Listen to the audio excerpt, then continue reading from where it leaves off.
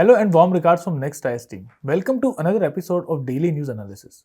Today we are going to discuss the following topics. The first topic will be iron ore exports. Recently the iron ore exports of India are declining and we are going to see the trend. Second article will be about the Indian silk. PIB has published the state of silk and its trade with respect to India. Thirdly, about Mahatma Jyotiba Phule. Yesterday was the birth anniversary of Mahatma Jyotiba Phule and we are going to see what has been contribution of this great personality to India. Next article will be about automotive industry and the trends in it. And lastly, in the explain section, we are going to discuss about the gender and climate change. How the climate change is going to affect the female gender and especially the rural areas. So let's start with the discussion part. The first topic that we are having is about iron ore exports. It is in the backdrop that India's iron ore exports to China have dropped by around 50%, falling from 45.4 million tons to 24.14 million tons. Now, this topic is relevant from GS paper 1, that is distribution of key natural resources across the world. Also, you can study this in GS paper 3, where the Indian exports are declining in the economy section. Now, about the news. China accounts for 80% of India's iron ore exports, and others important players are Malaysia and Indonesia. Now, it has dropped from 95% to 80% in the last financial year. That means in financial year 2024, China was accounting for 95% of the India's exports. Now it is accounting for 80% of India's iron ore exports. Now, if we compare the last 6 years average, it has been 86%. That means India's iron ore exports, the 86% was going to China only. Now, next thing is that why there has been a decline in it. If we talk about the exact figures, so in last year, 924 metric tons of iron ore were exported to China. That is times period from April to February. So there has been a 1% decline. Now this decline has been due to, first of all, the slowing steel production. Second reason is the debt crisis, real estate overcapacity and slowdown in the infrastructure projects in China. So there has been a decline in the demand side from China. Also, whatever exports that we have done, they were also being accumulated at the port as the port inventories. So they has also demotivated the further demand for the iron ore by the China. Now, other key player is the Indonesia. So China is the first destination for Indian iron ore. Then second important destination is Indonesia. Now, next thing, if we talk about the export composition, the iron ore is exported in two forms. One is the fine and lumps form. Second is the pellets form. So there has been a decline in both exports. The fine and lumps have declined from 36.5 metric ton to 24 metric tons. Secondly, the pellets in which the iron ore was being exported, it has also declined from 11 to 6.8 metric tons. Next thing is, what are the important areas where India is having iron ore? So first and foremost, India is having the largest iron ore reserves in whole Asia. And there are basically two types of iron ore that are found in India. One is the magnetite and second is the hematite. Magnetite, it is a better quality iron ore. It is having 70% of the iron ore content. Second important one is 50 to 60% iron ore content in the hematite iron ore. Now next is Odisha. It accounts for 50% of the national output of the iron ore. Other 50% is contributed by states like Chhattisgarh, Jharkhand and Karnataka. Now, if we talk about the important regions where we are having iron ore reserves, these are in Odisha, Sundargarh, Mayurbhanj and Jhar Hill ranges. These are having important iron ore reserves. Next in Jharkhand, it is Naumudi and Goa region. They are having important iron ore reserves. Then in Chhattisgarh, Beladila, Durg district and Dantewada district, and in Karnataka, Sandur Hospet region, Baba Budan Hills, Khudremukh, Shivmoga, Chitradurg and Tumakuru regions are important areas where we find the iron ores. Other states which are also having iron ore are Maharashtra, Telangana, Andhra Pradesh, Tamil Nadu and Goa.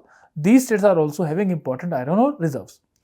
Now, if we talk about the iron ore mines, the important ones are Badla mines, Joda mines in Odisha, then Naumudi mines in Jharkhand and Beladela mines in Chhattisgarh.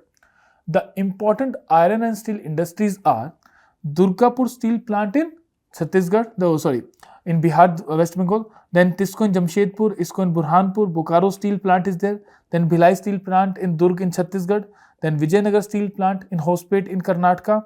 Then VISL in Karnataka itself. Then Salim Steel Plant in Tamil Nadu, and lastly Vizag Steel Plant in Andhra Pradesh. So these are the important iron and steel industries in India. Lastly, the important ports which are engaged with steel exports are Marmagao Port, Vishakhapatnam Port, Port Blair, Tuticorin, Chennai, Krishnapatnam, New Mangalore, Paradeep, JNTP and Kandla Port. Marmagao Port is in Goa, then Vishakhapatnam is in Andhra Pradesh, Port Blair is in your Andaman and Nicobar, then Tuticorin is in the south, then Chennai in the south, Krishnapatnam, New Mangalore, Paradeep Port, Paradeep is in Odisha. So these are the important ports which are engaged with the iron ore exports. Now please attempt this MCQ and post your answers in the comment box. The next article we are having is about silk, the magic of Indian silk. It is in the backdrop that PIB has presented a report and it is relevant from GS paper 3 agriculture part. Also it can be covered under GS paper 2 in the geography section. Now PIB says that in silk holds a deep cultural and artistic value in India, symbolizing its rich heritage. 9.5 million people are employed in this sector. And we are having some extraordinary works in silk. For example, Kanchipuram sarees, Banarsi sarees and Bhagalpur sarees, which are having a global demand as well, from India as well as from global. Now, if we talk about sericulture, sericulture is defined as the cultivation of silkworm for the silk production. Now, how we do this? The silkworms grow in about a month. They spin a cocoon around themselves, and this cocoon is harvested and boiled to soften and loosen the threads. Now after loosening of the threads, these are unwound, twisted into yarns, and they are then dyed and woven into fabric. Now this process actually converts the tiny caterpillars into fine silk, and it requires careful handling and artistic skills. That's why silk is in so much demand. Next is, if we talk about India, India is the second largest producer of silk and the largest consumer of silk globally. First largest producer is obviously China. The type of silk that is found in India, it is basically of two types. One is the mulberry silk and another one is the non-mulberry silk or Vanya silk. The mulberry silk is formed when the silkworms feed on the mulberry leaves. They are known for its soft texture, bright sheen and luxurious quality.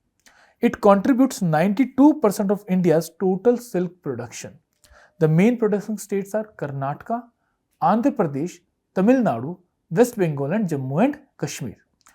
Another type of silk is the non-mulberry silk or Vanya silk. It basically is having three important varieties: the Tusar silk, the Eri silk and Muga silk. Now the silk, it comes from the wild silkworms that eat on the oak, caste and arjun leaves. The main producing regions are Jharkhand, Chhattisgarh, Odisha and Northeast region. The peculiarity is that it is having a rough texture, a matte finish and is eco-friendly and durable. If we talk about exports of the silk, the raw silk production in India, it has increased from 32,000 metric tons to 38 or 39,000 metric tons in last 5 to 6 years. Next is, if we talk about the exports have also increased. From a value of 1650,000 crores, it has increased to 2,027 crore rupees in last 7-8 years. And silk accounts for only 2% of the world textile production. It is a low volume and a high value product. It is important for rural employment, especially for women and marginal farmers, and it is having significance in earning foreign exchange for India as well. Next thing is that what we are doing for silk promotion. Now first of all, we are having a Central Silk Board. This is a statutory body and it was created after the enactment of Central Silk Board Act in 1948. It is headquartered in Bangalore and Ministry of Textiles is the overseeing ministry over this body. We are having this Central Silk Board is having a vision to make India the leader in the world market leader in silk. Its mission include continuous effort in research and development and technology transfer, Secondly, creating greater opportunities for gainful employment and improve the skill and income levels through sericulture and spread scientific sericulture practices. Then improving productivity of all stages of silk production, and lastly, strengthen levels of efficiency through commitment to quality. Now, the schemes that we are having are first one is Silk Samag scheme. It is under the Ministry of Textiles and is a central sector scheme. It was launched to revitalize and scale up the silk industry. It aims to enhance productivity and quality, provide income opportunities for rural, backward, and poor communities. The four main components of this scheme are: first of all, R&D, training, IT-based interventions. Second is seed production and distribution for silkworm rearing. Then market development and coordination to ensure smooth supply chain. So it is also focusing on smoothness of the supply chains. And lastly, quality certification, export promotion, and tech upgrades. So these are the important components of the Silk Samag scheme. Now we have launched the Silk Samag Part 2 scheme also. It will be the extension of the original scheme, and the running time will be 2021 to 2025-26.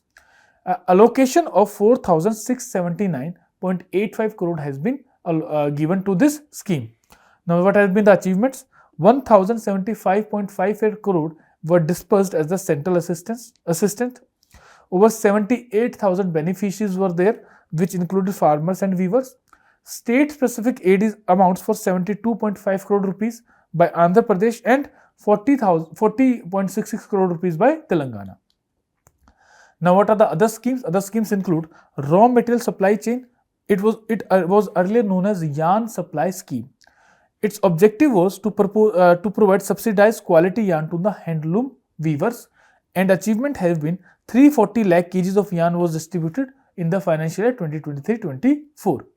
Next scheme is National Handloom Development Program. The tenure is from 2021-22 to 2025-26. It aims to integrate development of handlooms including silk. Now, the supported areas include raw materials, design, technology, upgrades, and marketing. Then it will help in development of permanent infrastructure like urban hearts, marketing complexes. It will target individual weavers, cooperatives, and self-help groups. Other scheme is Samarth scheme. Scheme for capacity building in the textile sector. Silk development initiative under Ministry of Textile is being focused upon. It focuses upon entry-level training, then upskilling and reskilling in the silk and jute, handloom, and garments. Next, it has been extended from financial year 2024 and 2026 and 2025-26 with a budget allocation of 495 crore rupees. Its objective goal is to train 3 lakh people across the textile sector. So silk is also a component of this scheme. Now you can attempt this MCQ and post the answers in the comment box. The third article we are having is about Mahatma Phule. He was a great historical figure in our social reforms during the modern history. Now it is in the backdrop that April 11 was the birth anniversary of this great personality, and it becomes relevant from GS paper 1, that is Modern Indian History. Now something about him. Mahatma Phule was a social reformer, educationist, thinker and writer from Maharashtra. His full name was Jyotiba Phule, and he lived from 1827 to 1890. Now, he was regarded as the first father of the Indian social revolution, and he was the first person to use the word Dalit to describe the oppressed classes. He was pioneer of the anti-caste movement and inclusive education in India.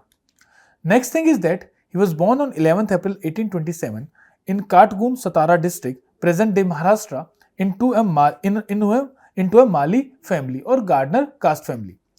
Birth anniversary is 11 April and is celebrated as the Mahatma Phule Jayanti and National Day of Social Justice in India. So this becomes very important for you, that April 11 is the National Day of Social Justice. He attended the Scottish Mission School in Pune, and at the age of 13, he married Savitribai Phule, who later became India's first female teacher as well. Next thing is that he opened India's first girls' school in 1848 in Pune with Savitribai. He also started schools for Dalit, Shudra and night schools for laborers and farmers. He was vehement critic of caste hierarchy, Brahminical orthodoxy and patriarchy. So his basic works has been against the caste system. Secondly, promotion of women or gender literacy.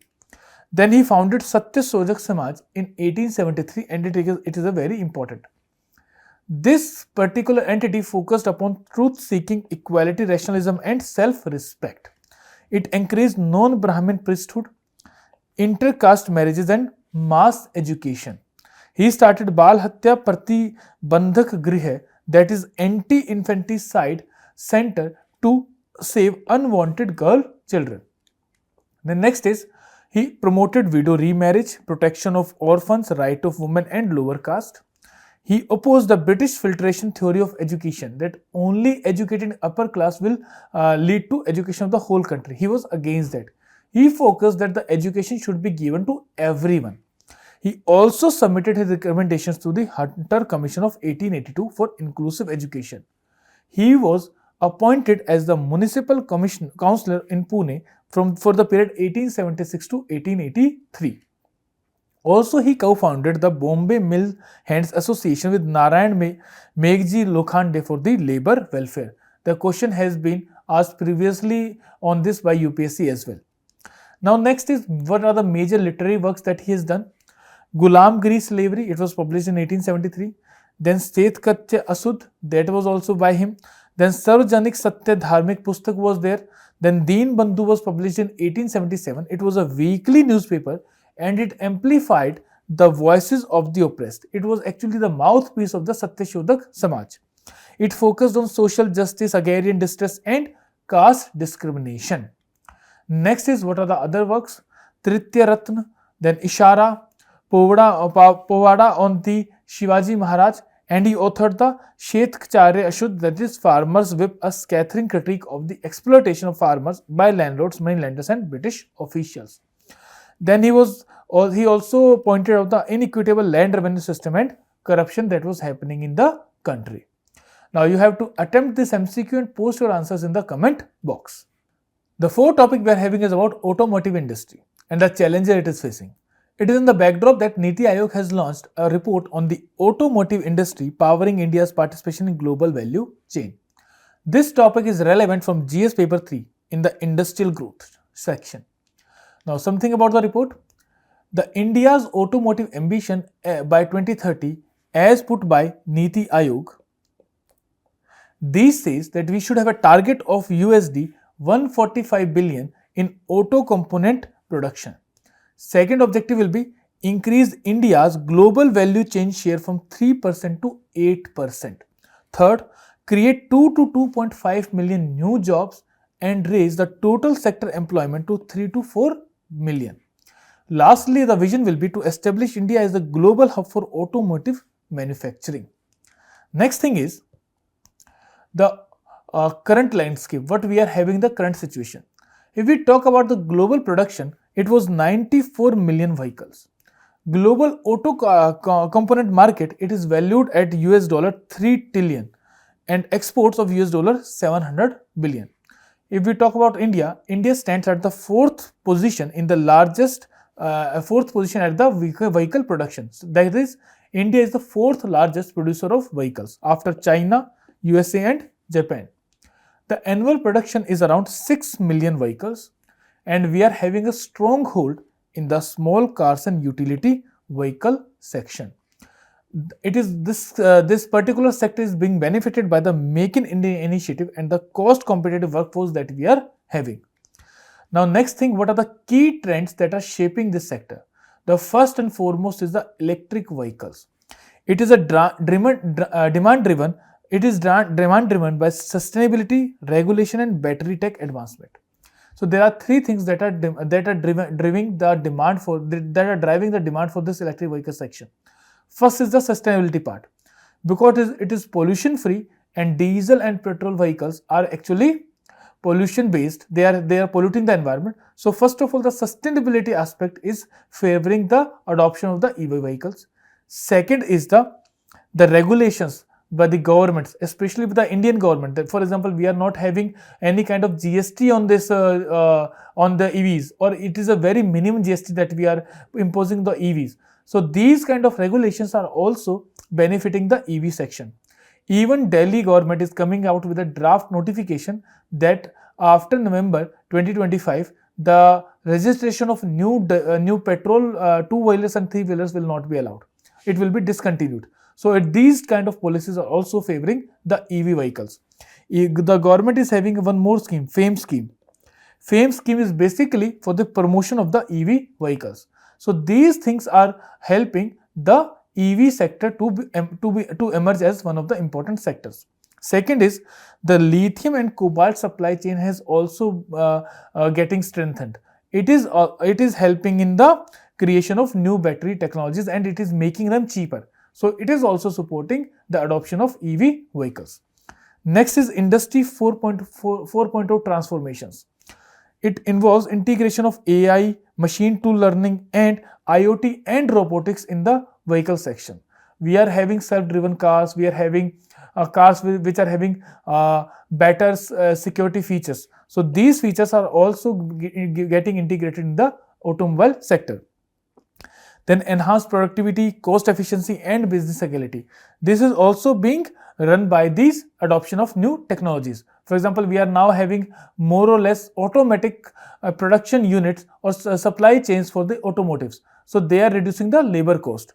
So this adoption of AI, ML, and IoT and robotics is improving the vehicle production capacity and efficiency. Next is what are the challenges that we are having. The challenges that are hindering the global competitiveness of India are, first of all, low global share. India is having only 3% share in the global auto component trade. Secondly, limited share in the high precision segment like engine, transmission, sharing components. We are having a very low share in these component sections. Then there are structural issues also. For example, high operational cost is there for running the industries. Then there are infrastructural gaps with respect to the industries. Then low R&D spending is there. So we are more or less adopting the technologies from the outside world, and we are not having the cutting edge technology, which is reducing our competitiveness. And lastly, moderate GVC integration, that is the global value chain integration of India is very less. It is around 3%. So these are the other structural challenges that India is facing. Next is the strategic interventions that are proposed by Niti Aayog. So Niti Aayog has given some suggestions that should be done, that should be taken care of, that should be implemented. The first one is the fiscal measures, OPEX and CAPEX support. OPEX is the operating expenditure and CAPEX is the capital expenditure. This support should be provided for manufacturing, tooling and infrastructure. Then we should focus on skill development also to build robust automotive workforce. Then we need to focus upon R&D also by incentivizing R&D and IP transfers. So it will boost our innovation and product differentiation. It will we should empower the MSMEs by government facilitated IPs or our intellectual property rights. So these measures we need to take. Then we should focus on cluster development, that is shared R&D and testing infrastructure should be there, which should strengthen the local supply chains for the country. Then non-fiscal measures that need to be taken, adoption of the Industry 4.0 to improve efficiency and tech readiness. Then international collaboration should be there, encourage joint ventures, FTAs and tech partnerships to improve our sector. Then we should also focus upon improving the ease of doing business, simplify the compliances, improve labor laws and streamline the supplier access also. Then what are the key government initiatives that are there for supporting the India's auto sector? The first and foremost is the National Electrical Mobility Mission Plan of 2020. It is basically for improving or for supporting the hybrid and EV technologies. So it will promote affordable and efficient electric or hybrid vehicles through government industry collaboration. Next is the PLI scheme. So auto industry is also part of the PLI scheme to boost the domestic production of advanced auto technologies and attract global investment. Next is the 100% FDI through automatic route is applied for this is applicable for this sector. And lastly, AMP 2016 to 2026. AMP is the Automotive Mission Plan. So a 10-year plan has been proposed. It provides a strategic roadmap for R&D, manufacturing regulations, sales and recycling of the auto sector. Now you have to attempt the MCQ and post your answers in the comment box. Now it's time for the editorial analysis. The topic that we are having is the gender and climate change. It is in the backdrop that 30 years since the adoption of Beijing Declaration and Platform for Action, what have been the improvement in gender equality in our country. Now this topic is relevant from GS paper 2 as well as from GS paper 3. If we talk about climate change is going to affect every sector of the world. First of all, it is going to affect the agriculture severely. Now, if we talk about it is going to affect the urban areas as well as the rural areas. In the rural areas itself, it is going to affect the males and females in different ways. Here we are now navigating how the climate change is going to affect the rural women and the agriculture linkage that it is having. Before moving ahead, this is the previous year question that was asked from the Beijing Declaration. Now let's see what is Beijing Declaration. If we talk about Beijing Declaration and Platform for Action was adopted in year 1995. It was adopted at the 4th World Conference on Women by UN in 1995 to provide a comprehensive framework for gender equality. It emphasizes on women's rights as a human right, advocating for reforms in education, political participation, economic empowerment, health, and protection from violence. There are 12 critical parameters that were adopted during this Beijing Declaration.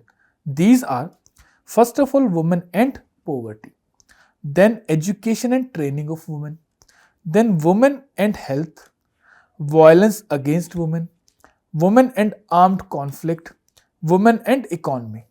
Next, women in power and decision making. Then institutional mechanism for advancement of women. Next is human rights of women, women and media, women and environment, and the girl child.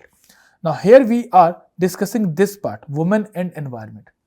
How the climate change is going to affect women as well as how women can contribute in resilience against the climate change. Now, next is this, there has been a report known as Beijing India Report 2024. This report is published to ensure how much we have progressed upon the Beijing Declaration and the Platform for Action that were adopted in 1995. Now, this report says it has guided the gender policy in India for 30 years. The key laws passed under this particular guidance have been Domestic Violence Act, POSH Act. However, there have been implementation gaps with respect to law and reality, what the law says and how it is being implemented. So there are implementation gaps that this report has pointed out. Next is, if we talk about the report, this particular article points out that there is a missing climate gender link in this report. It could have been more comprehensive with respect to the climate change. Climate crises are going to hit the women hardest. We are going to see it in detail. Secondly, the hardest hit will be on rural and tribal areas. Next, this 2024 report also lacks a strong climate gender lens. It is a missed opportunity.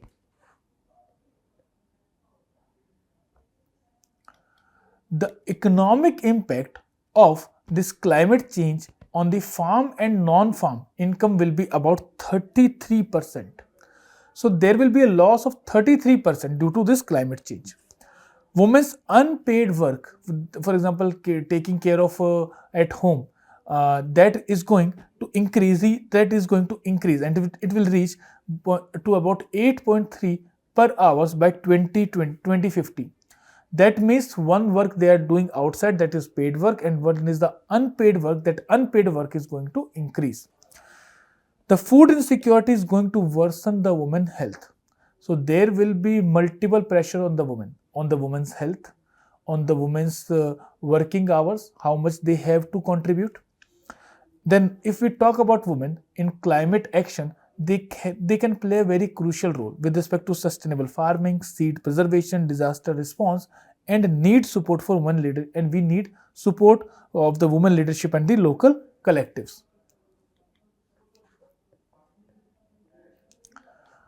Now, going in detail, how the climate change is going to affect the females, especially in the rural areas.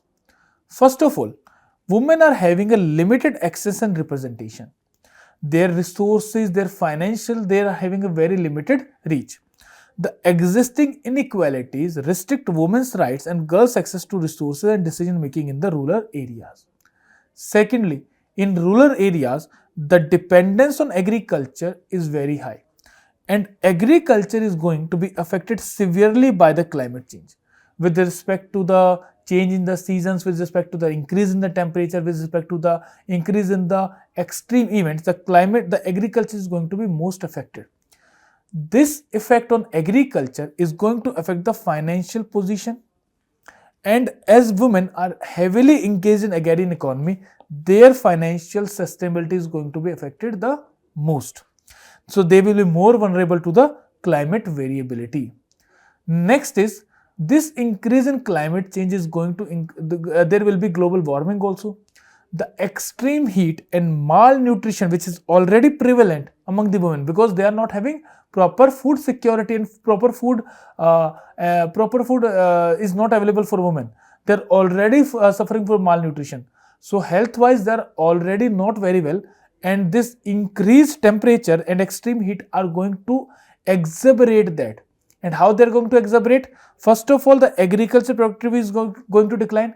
So it is going to contribute to more malnutrition in the woman. Secondly, this extreme effect on the fragile health of the woman is going to increase the cases of hysterectomies, and infertility and menstrual health issues are also going to increase.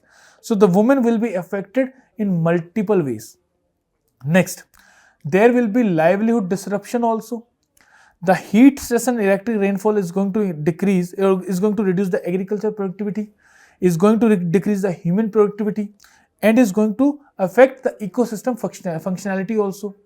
The consequences are going to be price fluctuation, income loss, distress migration, damaged infrastructure, disrupted services, especially for the women. Next, unpaid care burden is also going to increase, as I've already told you that the unpaid work of the women is going to increase, because they themselves are not going only affected, their family is also going to be affected by the extreme heat, and that's why their caregiving work is going to be increased. Next, climate related resources like scarcity is going to increase women's unpaid work like women and fuel correction. That will be the another impact here. Now, if we talk about, FAO has pointed out 3-4 things. FAO has said that the policy is neglecting. For example, climate policies mention about women is only 6%. People living in poverty, they are mentioned about only 1% mention is there. Then farmers' share in the reports are around 6%. So these vulnerable sections are not given due importance in the policies that are being framed. Next is climate change. Now, climate change and now next is how the climate change is going to increase the gender vulnerabilities in India itself. If we talk about the unpaid work, women in India work over 8 hours daily, with 71% of that being unpaid work. Without climate action, this could rise to 8.3 hours per day by 2050. Next is the maternal health. Over 50% of the pregnant women in India are anemic, which is a key contributor to maternal mortality. And in the event of extreme heat, this is again going to increase. Food insecurity and health.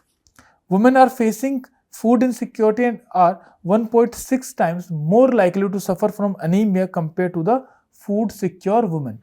So the agriculture that will be affected by the climate change is going to give rise to food insecurity in the country as well. Next is the climate and gender based violence that is going to increase. This particular article has given an interesting fact that rising temperature correlates with the increased abuse. That is, each 1 degree rise in temperature is linked with 8% rise in physical violence and 7.3% rise in the sexual violence.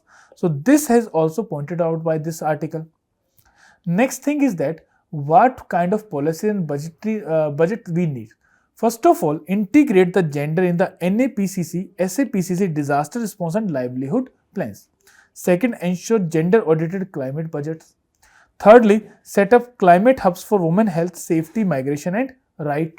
Next, private sector and partnership should be also be promoted.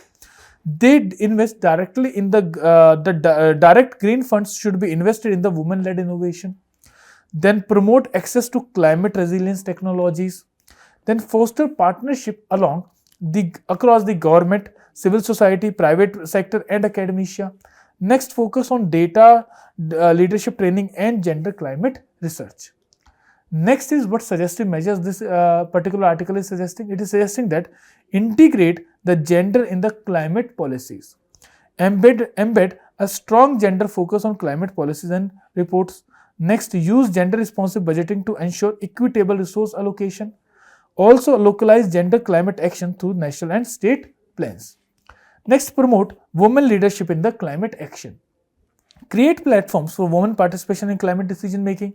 Then support women-led green initiatives and leadership roles in the local governance itself. Establish climate hubs offering health, safety, migration-related support to the women. The next is improve women health and protection. Address the health risk like anemia, malnutrition, which will be worsened by the climate change. Next, enhance disaster response for vulnerable women and protect against the trafficking and violence against the women. Recognize the climate violence link and strengthen the women's safety measures. Next is the boost economic opportunities.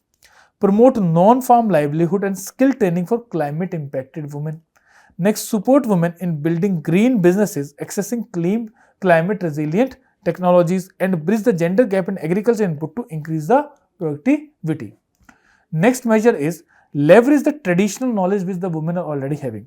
Recognize women's role in sustainable farming and seed preservation, and strengthen and support women's collective for disaster response and ecosystem care.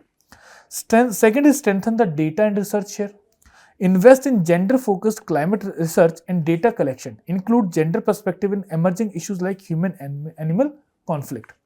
Next is foster partnership and build across the alliances among government, civil society, private sector, and global partners.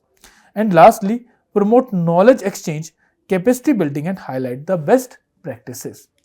Now you have to attempt the mains answer present on the screen and post your answers in the comment box. So with this, we conclude the discussion for the day. I hope that this would have been helpful for you. Thank you very much.